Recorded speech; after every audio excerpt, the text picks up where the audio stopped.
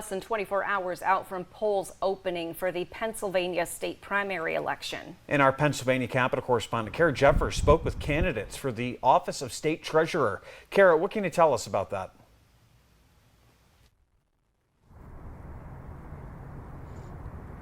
Good evening, Renata. The state treasurer's office is the one who actually runs the bank accounts. Money comes in, money comes out.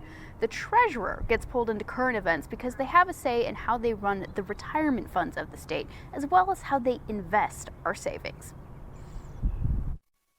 There are two Democrats running for state treasurer in the April 23rd primary.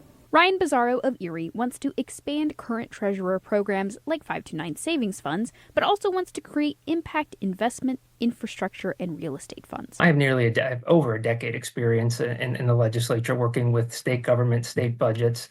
I know where the revenue comes from. I know how to balance the budget, and I know what the budget entails. I also know what the job of treasurer entails. Aaron McClellan from the Pittsburgh area wants to ramp up cybersecurity in local governments, support the creation of a public bank, and revamp pension regulations. I'm the only person in this race who's actually started a small business and run a small business and made a payroll. And I think that's a really important part of it. I also spent a year training under former U.S. Treasury Secretary Paul O'Neill on process improvement and policy work. The candidates hold opposing views on the Keystone Saves bill, which creates an opt-in retirement program for private sector employees. It is the baby of former Treasurer Joe Torsella.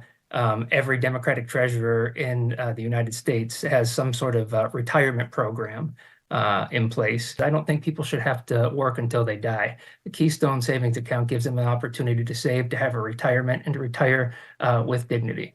It is a self-directed IRA, which last year even the Securities and Exchange Commission said was susceptible to fraud and not a really savory investment product. I don't think that's the kind of thing that we should be pitching to bartenders, baristas, and frontline workers.